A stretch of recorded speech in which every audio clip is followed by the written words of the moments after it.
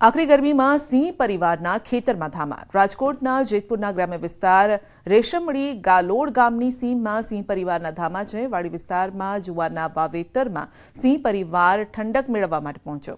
સિંહ સિંહણ અને 3 બાળ સિંહની લટાર કેમેરામાં કેદ થઈ છે। ગત મોડી રાત્રે જેતપુરના અમરાપર ગામ નજીક પણ સિંહે ગાયનું મારણ કર્યું હતું।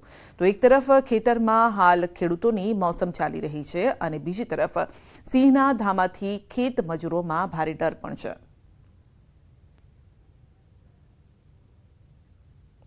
વડોદરાના કારેલીબાગમાં 8 લોકોને અડફેટે લેનાર રક્ષિતની મુશ્કેલીમાં વધારો થઈ શકે છે। અકસ્માત સર્જનાર આરોપી રક્ષિતનું ડ્રાઇવિંગ લાયસન્સ ગમે ત્યારે રદ થઈ શકે છે। વડોદરા પોલીસની એક ટીમ યુપી પહોંચી છે। વડોદરા પોલીસે અકસ્માતને લગતા ડોક્યુમેન્ટ યુપી આરટીઓને સોંપ્યા। યુપી ગયેલી પોલીસની ટીમને રક્ષિતનો પરિવાર હજુ મળ્યો નથી। રક્ષિતનો પરિવાર વડોદરા આવ્યો હોવાની આશંકા સેવાઈ રહી છે, તેમજ હજુ સુધી પોલીસને રક્ષિત અને તેના 2 મિત્રોના બ્લડ સેમ્પલનો રિપોર્ટ મળ્યો નથી। પોલીસે રિપોર્ટ ત્વરિત મોકલવા ફોરેન્સિક લેબોરેટરીને રિમાઇન્ડર પણ મોકલ્યું।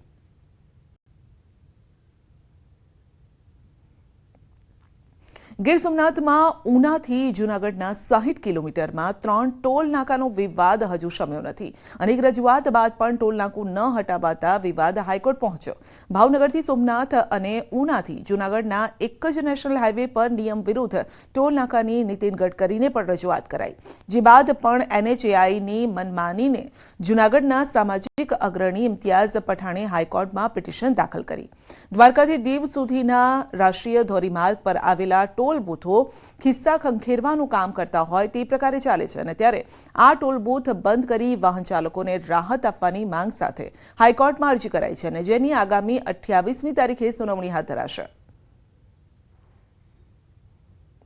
નામદાર ગુજરાત હાઈકોર્ટ સમક્ષ આ મામલે એક જાહેર રીતની અરજી દાખલ કરવામાં આવી છે।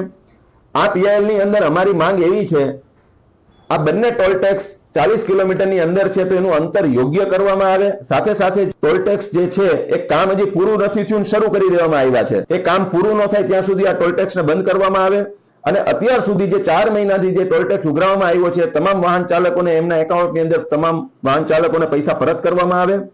સાથે સાથે નેશનલ હાઈવે ઓથોરિટીની એક એપ્લિકેશન છે રાજમાર્ગ યાત્રા એપ્લિકેશન, આની અંદર પણ આ બંને ટોલ ટેક્સનો ક્યાંય ઉલ્લેખ નથી। તો વેરાવળ તાલુકાનું ડારી ટોલ નાકું, બીજું વેરાવળ તાલુકાનું સુંદરપરા ટોલ નાકું અને ત્રીજું કોડીનાર તાલુકાનું વેડવા ટોલ નાકું, આમ 3 ટોલ નાકા માત્ર 65 કિલોમીટરના અંતરમાં ગીર સોમનાથ જિલ્લામાં આવેલા છે। તો સ્થાનિકો સહિત પ્રવાસીઓ પણ લૂંટાઈ રહ્યા છે, કારણ કે અહીંયાથી ટોલ ભરીને તેઓએ આગળ જવું પડે છે। આ પ્રકારે ટોલ બૂથોને લઈને જૂનાગઢમાંથી લડતના મંડાણ થયા અને જેની 28મી તારીખે રાજ્યની હાઈકોર્ટમાં ચુકાદો આપવામાં આવશે। ત્યારબાદ ટોલ બૂથની આ લડાઈ કેવી રહેશે તેનો અંદાજ આવશે।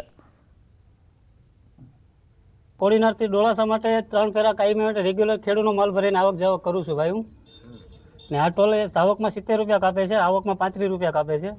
કાયમી એક દિવસના 3 વખત ટોલ દેવો પડે, બહુ અઘરો છે। આ ટોલ નાકું 40 કિલોમીટરની વચ્ચે 2 ટોલ છે। આ વેળવા ટોલ નાકું બંધ થાય તો વધારે સારું। द्वारकाधीश मंदिर श्री कृष्ण की नगरी में घूमने के लिए आया था, मगर वहाँ से फिर मैं सोमनाथ आया तो सोमनाथ आने में मेरे को चार जगह टोल लगा।